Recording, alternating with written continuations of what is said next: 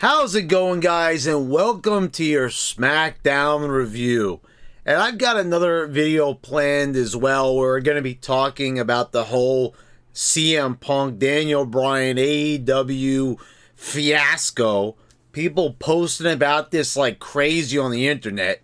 And I'm going to be doing a video on my opinion on that. So I'm not going to talk about it here. I'm going to save it for a separate video. But for now, we're going to be talking about SmackDown. So this is the second SmackDown back in front of a live crowd. We start off with Cena coming out. Not a lot of new ground being tread here. Basically, just kind of like really a little bit of a fluff piece here, mostly. So we get Heyman to come out. Heyman talks to Cena extremely slowly, which I've never cared for this style. I've talked about it. I've complained a lot about it over the years with Heyman. I am such a big fan of Heyman's work on commentary and everything he did during the Alliance angle and as being SmackDown GM, but ever since coming back to be the advocate for Brock Lesnar, he has been just really annoying is probably the best way to put it. I mean, I don't know how else you kind of can put it. Speaking like this, and just that whole way of speaking, and it just takes up time. It seems like it's filler. He starts singing John Cena's theme music, which was comical.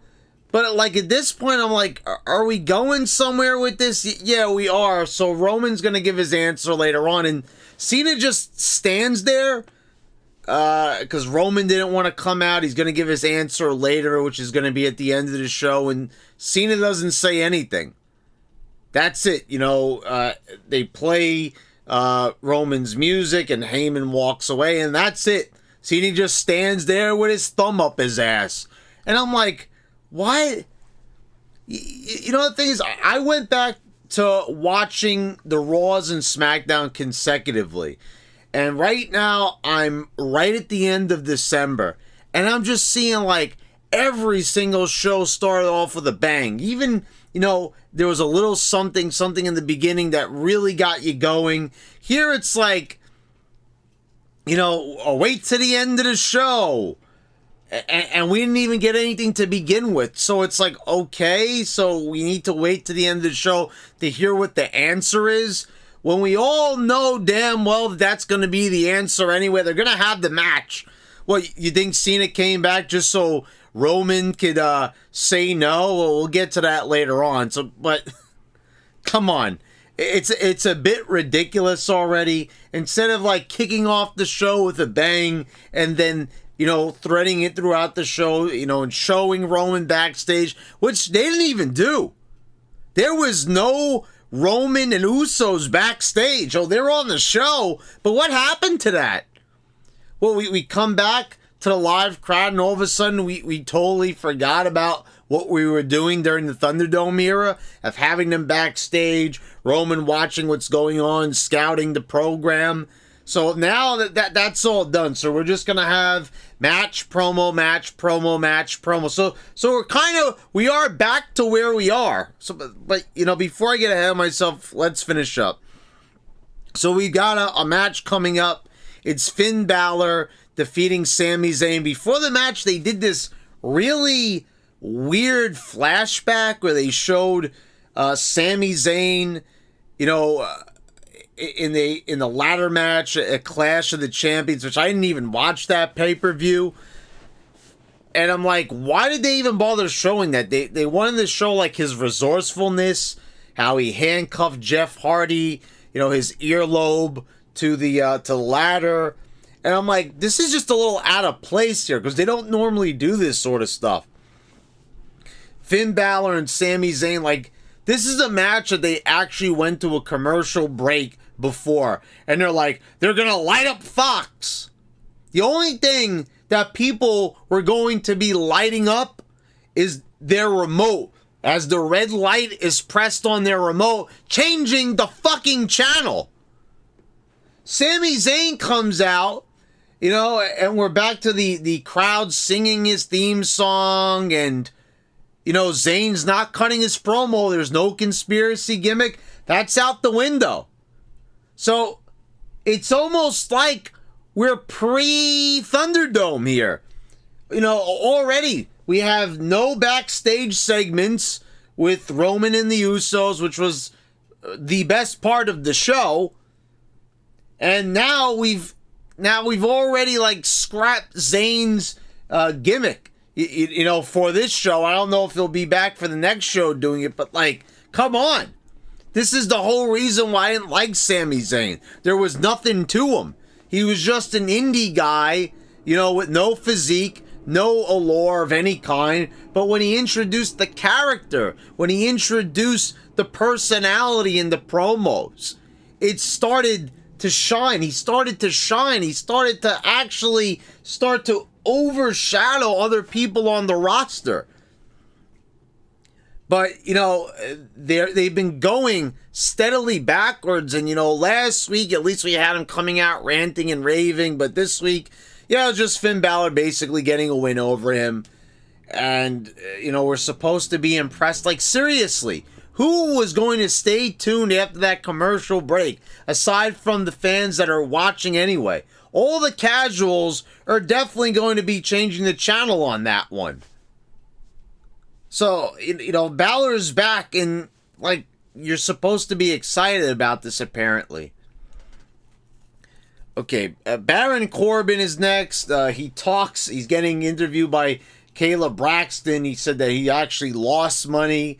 The website, you know, was actually done by a guy who ghosted him, and then he ended up stealing his identity. So now he ended up, like, now having really bad credit, and his credit cards are useless. And but this is, you know, I thought that was going to be it for the show, because, you know, well, they did have Corbin in a few other segments, but, you know, on other shows, but for some reason I thought it was done, but thankfully it wasn't. Then we get this Big E promo where there's not really anything said here at all. You got a Big E basically, you know, just thanking the crowd, chanting, "You deserve it," you know, all these other tiresome chants.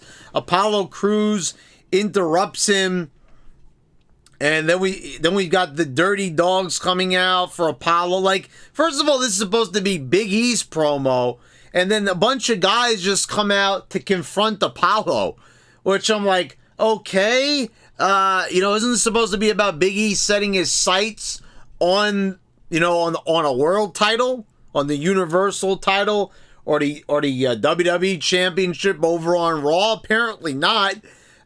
So Dirty Dogs come out. Dirty Dogs say a little something. Well, you know, Dolph Ziggler does anyway. And then you got Knocker Murphy coming out, and, you know, Boogs is playing his theme song. They don't even say anything. Then you've got Cesaro coming out, and he cuts a little promo. "Oh, I want what you got." Like, one entrance after another. I am so sick and tired of seeing this goofball shit. And I thank God they didn't do a 6-man tag, because in a way, it was like all perfectly paired up. I'm like, oh, they're probably going to do Dirty Dogs and Apollo versus Big E, Knocker Murphy, and Cesaro. And it never came. You know, unless they did a dark match like after the show was over. But I was like, oh God, thank God we avoided that disaster. So there's a huge brawl for no reason at all. Like, oh, we're just gonna fight each other. Here we go. Like, okay, like out of nowhere.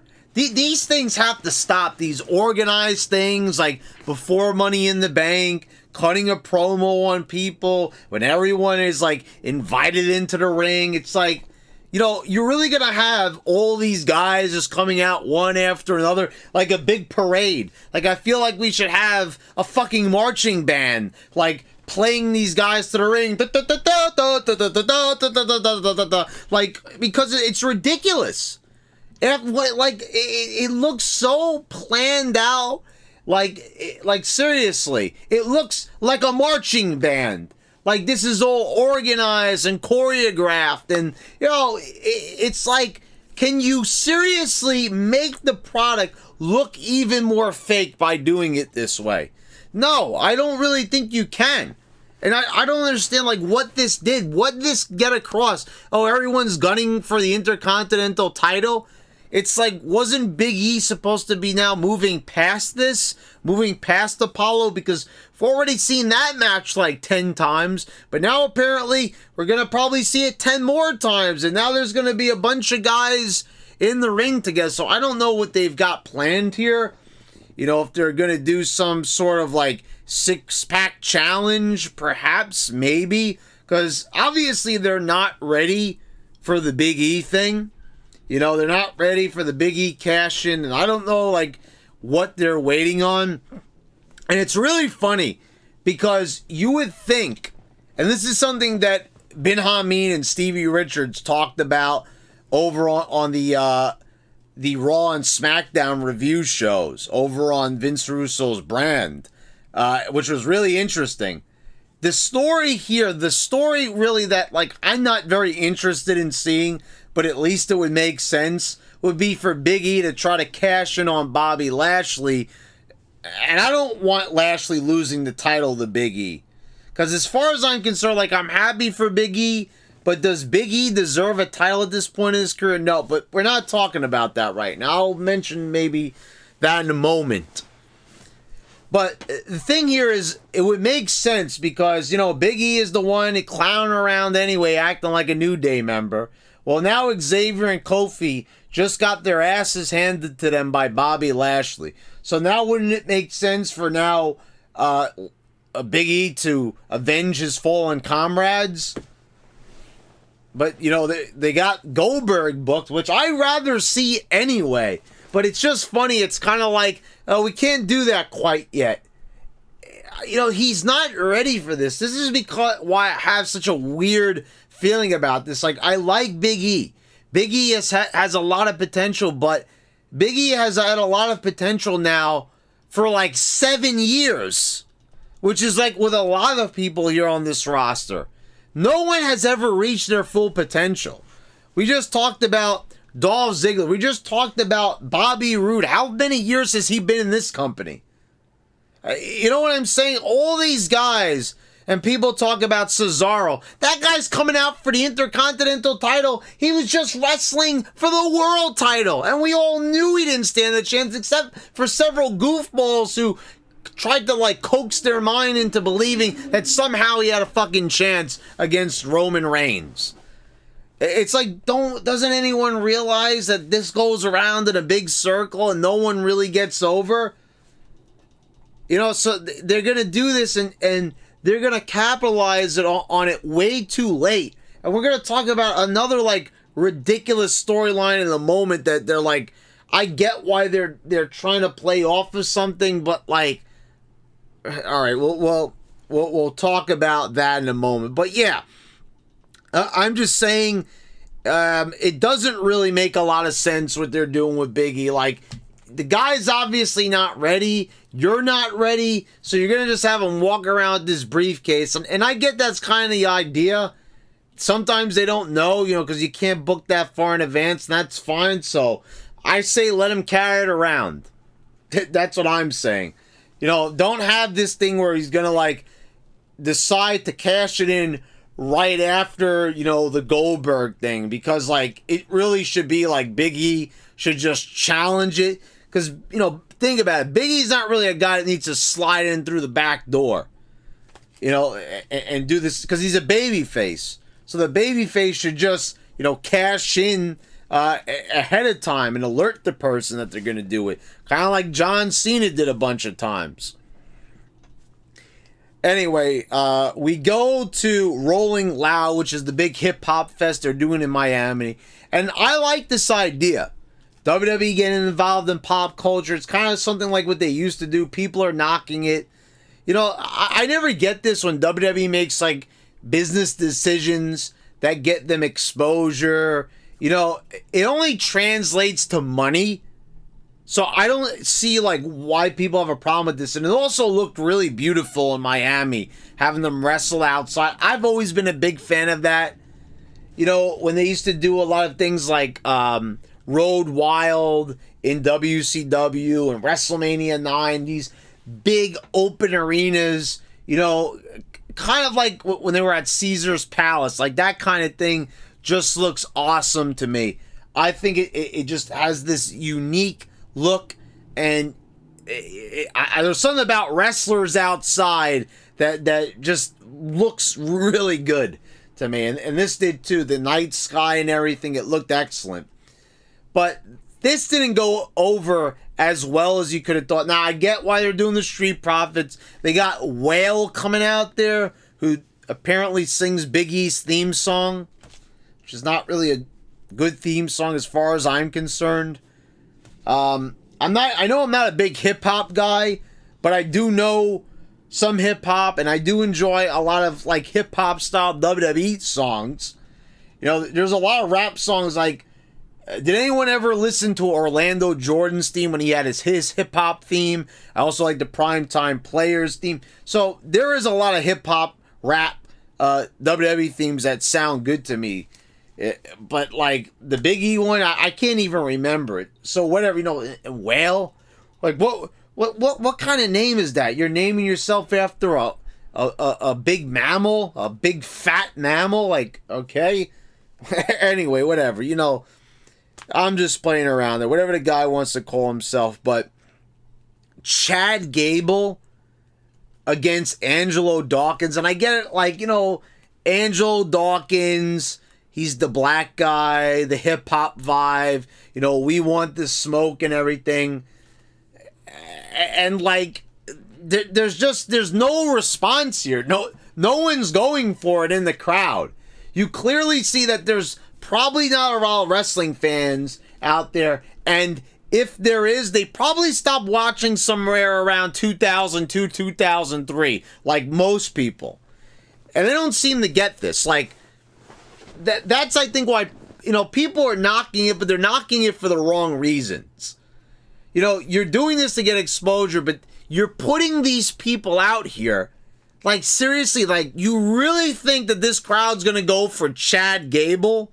And I know you gave the win to Angelo Dawkins, you know, but you're booking a 50-50 match, and you're not doing any. It was actually like a decent flowing match. It really was, you know, and it ended with a finisher, which was nice. You know, they didn't do any of these falsy bullshit things, especially in front of that crowd. But then right after that's over, we go into Bianca Belair and Carmella. And this really wasn't like a bad match either. It was another short match. But the crowd starts chanting. You know, Bianca's coming out, and you could just tell. You know, I get it. She's in character. She's trying. She's, you know, flipping her weave around and everything. And that's all fine and well. And, you know, the crowd basically got her pegged. We want Cardi. We want Cardi. Like, they're saying, like, that you know, you're trying to be the wannabe Cardi B here. And people probably heard about your thing with Cardi B and all that, and they were going to have you guys kind of, you know, mix it up a little bit. And now, you know, they're just going to see her as a wannabe Cardi. And that right there, if they're chanting that during your match, if they're chanting that they want anybody else but the people in the ring, sorry, you're not over. You are not over. I mean, really, like, you're in front of a sea of people, and this is the point where all the casuals are there, and this is different than them chanting on Raw, we want Becky, because that's a wrestling goofball audience. We want Becky. Of course they want Cringy Lynch. They're a bunch of goofball wrestling fans that think that Becky is over. And so what do you got here? You got a bunch of, like, regular people. These are everyday people. These are the casual fans. These are the people you want. And you're giving some girl that's dancing around, flipping her hair around. It's like, do you really think that these hip-hop heads are going to go for this? You know, this is not what goes on, like, in hip-hop culture. I'm not a big hip-hop aficionado, but I think anyone can pretty much tell you this is not what goes on in hip-hop. You don't got a lot of people skipping around, flipping in their hair around and stuff like this. I mean, seriously, Pat McAfee saying Rick Ross is going to be on right after this. You got Rick Ross, you know, who's rapping about stuff that the WWE, they won't even talk about a DUI. And they really think that this stuff is going to be over with that crowd. I mean, like, I'm all for it. It looked beautiful. I like them being there. I like this alternate location thing. You know, it had a WrestleMania 2 vibe. When I actually heard that I didn't, like, talk about it because I kind of forgot in my previous videos. And they didn't even make a big deal of it either, like, promoting it. But I'm like, you know, that's kind of cool that they're going to be at a concert Rolling Loud. And I'm like, all right, not just a concert, but it's a whole fucking festival. And these are a lot of, like, people that they could have reeled in, and they blew their opportunity. And I get that you don't want to use the bigger stars, you know. They really thought that, like, they were going to have someone with Bianca like that and the Street Profits. That was going to be their big connection with the hip-hop heads. And guess what? No one was going for it. You know, Whale got some people in the crowd to say, you know, we want to smoke. Because, you know, when you do the repeat after me, it's almost like you're always going to get, you know, the reciprocation. So, but after that, like, we clearly see that these are not stars. They're not over. And Bianca Belair, try as she might, you know, flipping your hair around. And did I hear on commentary, you know, I won't use my hair as a weapon, but if you touch my hair, then all bets are off. Like, is there any question why she's not over? And she might have not said that. That's what they're quoting her as saying, but that's gonna be the gimmick now. Don't mess with my hair. Am I really hearing this? Like, are those words entering my ears and being processed by my brain correctly? Like, this wrestler is now supposed to be over because of her hair. And when you think about it, she's flipping her hair around, she's using it like, that's the gimmick. The hair. So, I really hope that WWE wasn't confused when people were chanting, we want Cardi. Because they probably would have chanted that we want anything else but this. And I'm saying, like, this was a good opportunity. You know, if they could have booked something to have Cardi be there, but she's pregnant and everything, and that whole SummerSlam thing is ruined, and all they got was the theme song. So, you know, there you go. I mean, this is the scraps here, and the scraps ain't much. So we got Corbin backstage again with Kevin Owens. Kevin Owens is checking on Tegan and Shotzi. And something's wrong with the tank. The tank is broken, but I guess there's no gas station in town that will fix tanks. You know, no mechanic in town knows how to fix mini tanks. So you've got Corbin, and he's asking Owens for some help, and Owens gives him I think $40 or something. And keep in mind they're fiddling around. And, with the tank in the background there, Tegan and Shotzi are.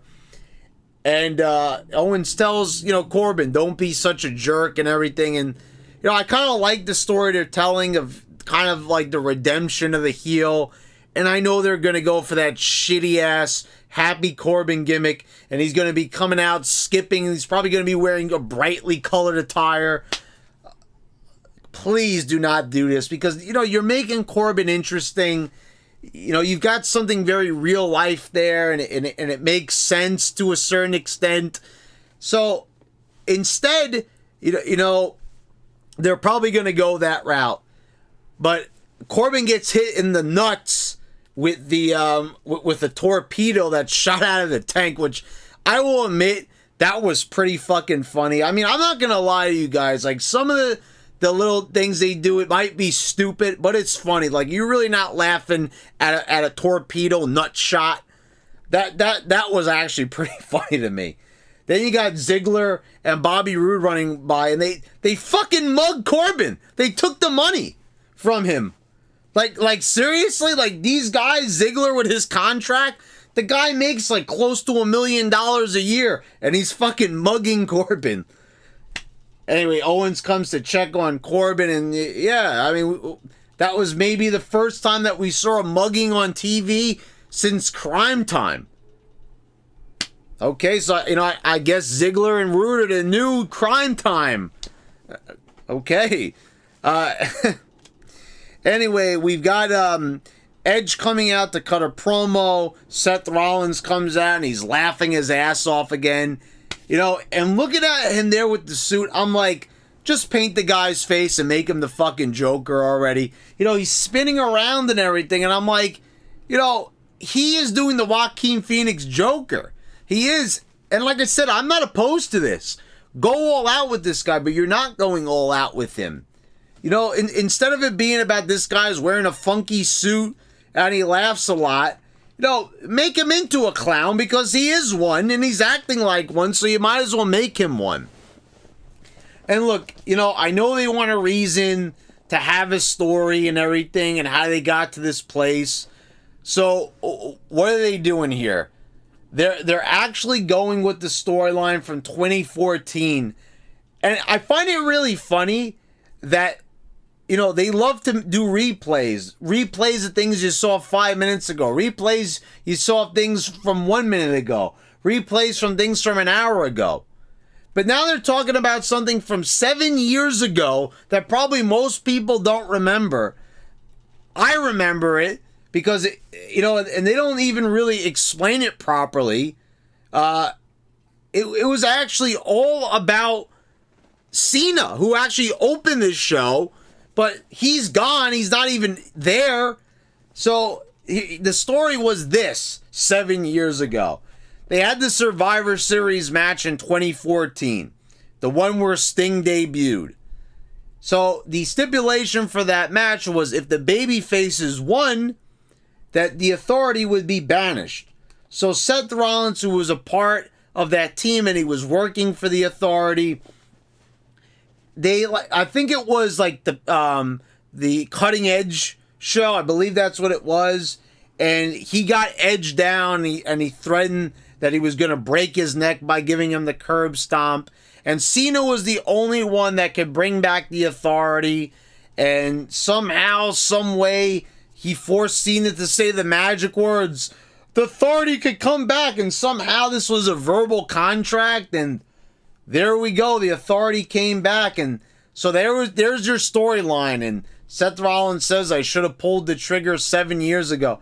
And the thing is, like, storylines from 7 years ago, this is what we're going to be talking about when I talk about the Daniel Bryan CM Punk thing. Like, do people realize that when that much time passes, no one gives a shit anymore and that becomes irrelevant? You know when they did that? They did that for WrestleMania 27 with Randy Orton and CM Punk. They never followed up on that at Unforgiven 2008. And I'm sorry if I'm nerding out on people with historic wrestling knowledge, but if we're going to dive into historic shit, then we're going to talk about it and compare that stuff too. This is not new, but they always do this. You know, we didn't follow up on something from 5 years ago, so then that became the storyline for a WrestleMania match. Now this is becoming the storyline for a SummerSlam match.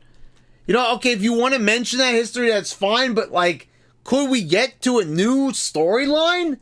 Like, are they that lazy that they have to go back to a storyline that wasn't even good from 7 years ago and that's all they got? I mean, seriously, you're pulling from a storyline from 7 years ago, guys, because you can't think of anything else? Like I said, it's fine if you want to mention it, and it's funny that they have enough faith in their audience that they constantly insult the intelligence of the audience. We lose brain cells on every show, not as much as an AEW show, because I know some people are probably going to think that in their minds.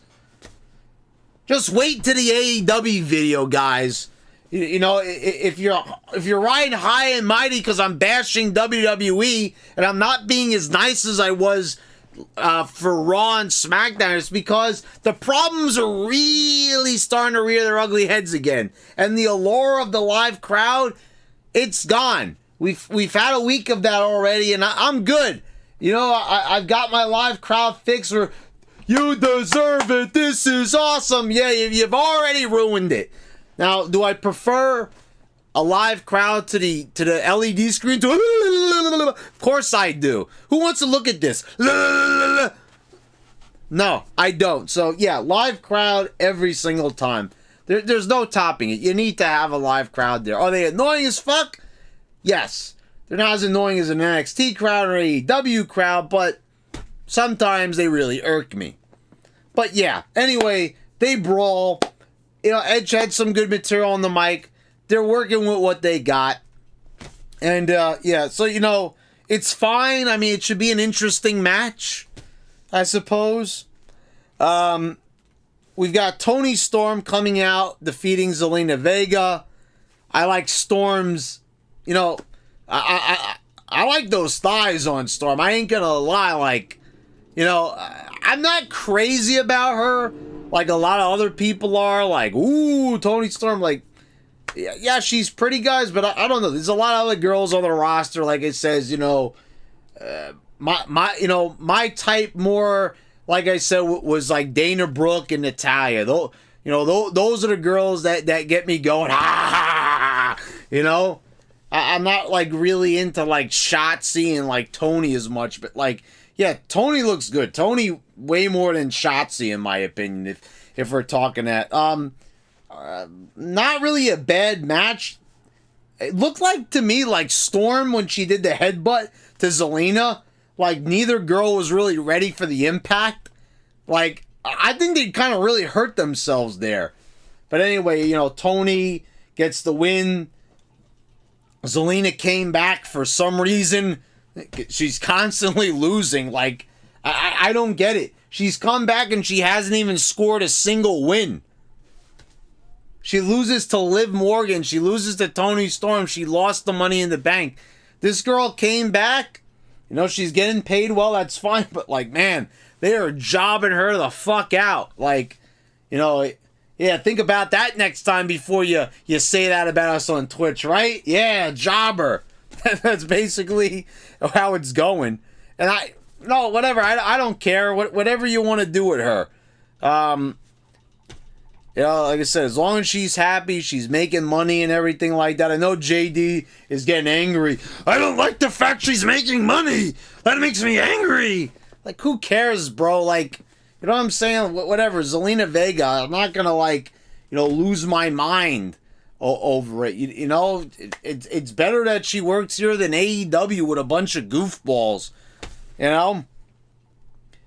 We got Jimmy Uso defeating Dominik. And guys, I gotta say this, you know, when you actually make Adam Cole, you know, look buff in comparison, like, you really, Dominik, you need to go to the gym with your dear old dad, because your dear old dad is jacked to the gills.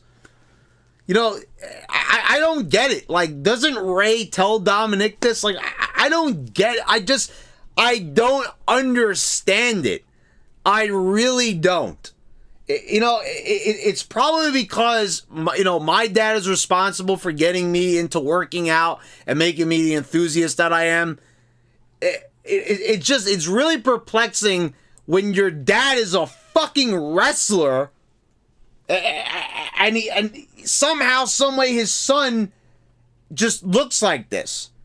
You know, Rey Mysterio is probably the best looking guy for that height that we've ever seen. You know, and definitely like one of the best physiques, especially for someone's Rey's age. You know, I mean, the guy's in marvelous shape. He's cut. He's jacked. And his son is zero detail on his arms, zero detail anywhere. That's why they kind of got him covered up. You know, because they probably see, like, the guy has, like, no pecs and everything. You have, like, you'll see 2 nipples on a flat chest. I mean, that's what you're going to get, basically. So, you know what I mean? Like, Adam Cole has more definition in him. I mean, I don't get it. Like, this guy is out there in front of a live crowd. We hear he's excited to be in front of a live crowd. If you're excited, don't you want to look good in front of a live crowd? I don't get it. I seriously don't. Anyway, we get, this was actually pretty good. You know, I don't know, when you take a super, I understand we want to have, you know, Jimmy Uso win the heelish way. But, like, when you take a super kick after jumping off the top rope, I mean, then you could just say that he did that out of inexperience. And that could have told the story, I think, fine. And, you know, you could just have Jimmy maybe put his feet on the ropes or something. They could have did the same spot, but the match should be over there.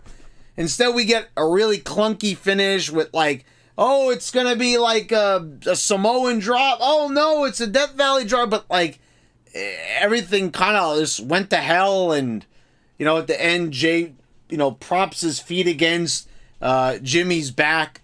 So Dominik can't kick out. And, you know, so that's the match there. Then Roman Reigns comes out, and I don't know what happens. Like, he's passing Rey Mysterio on the ramp, but, like, nothing happens. We don't get to see it, really.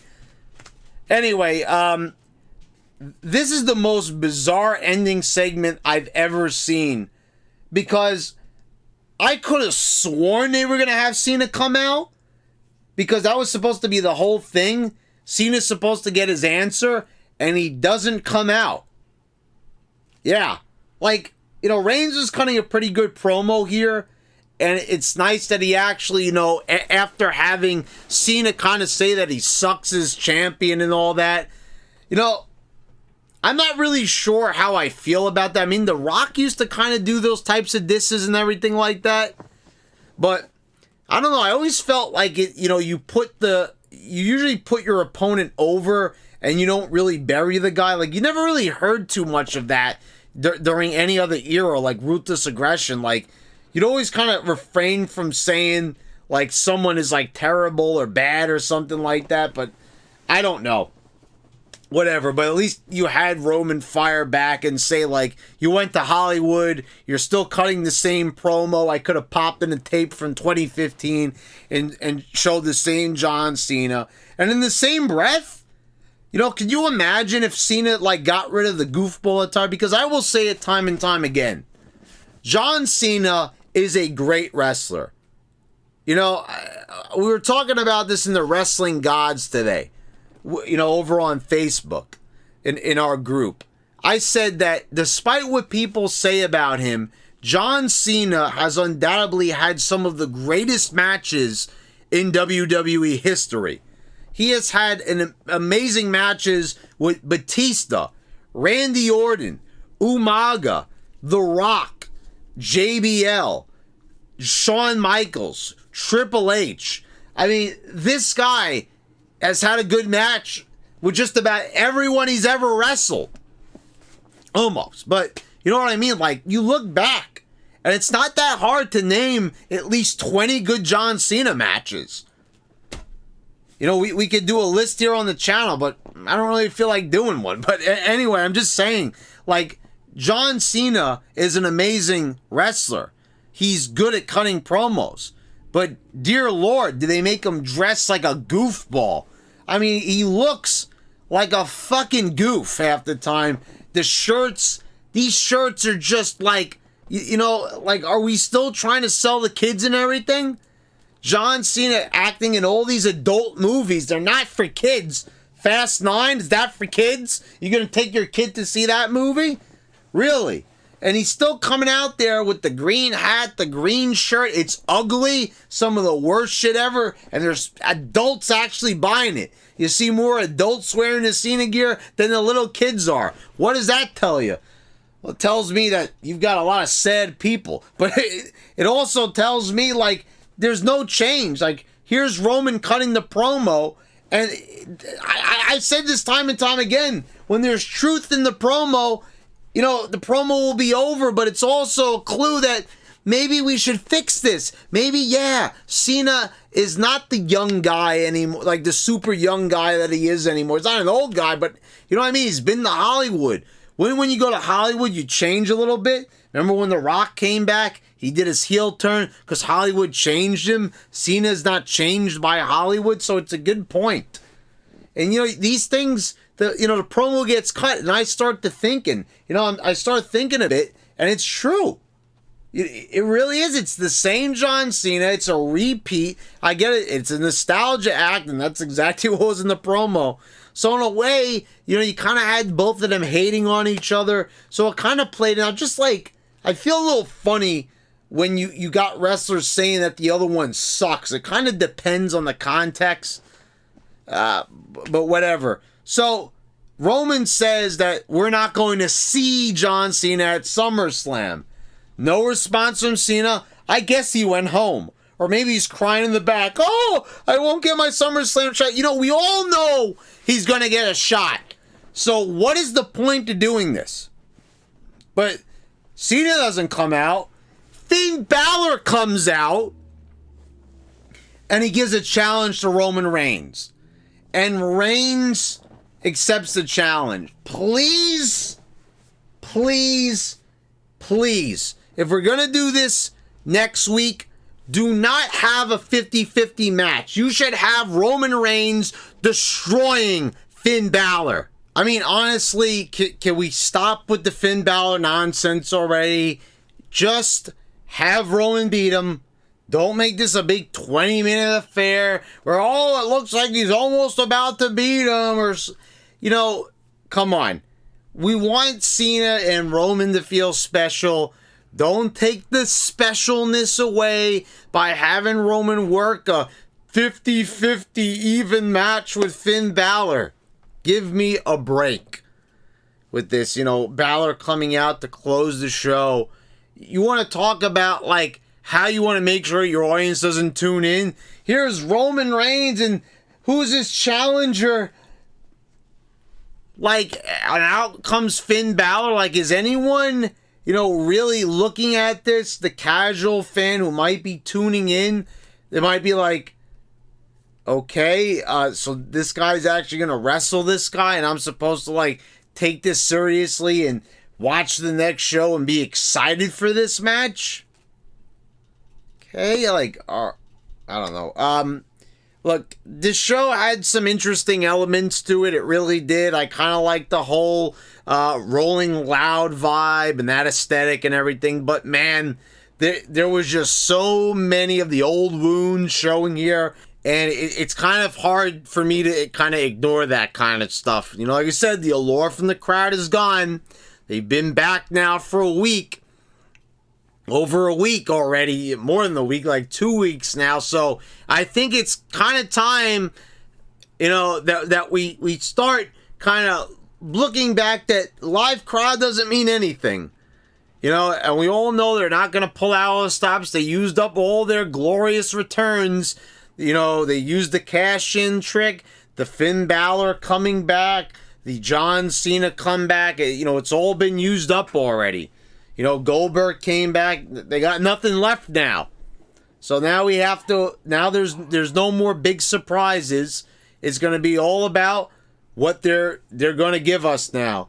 These are going to be the shows. Nothing was ever going to change because there was going to be a live crowd. We did expect them to pull out some tricks, and they did work, and it did add to my enjoyment. You saw that even with Raw. I even kind of had a different opinion than a lot of people. I kind of sit back and I was like, I did enjoy that show, but,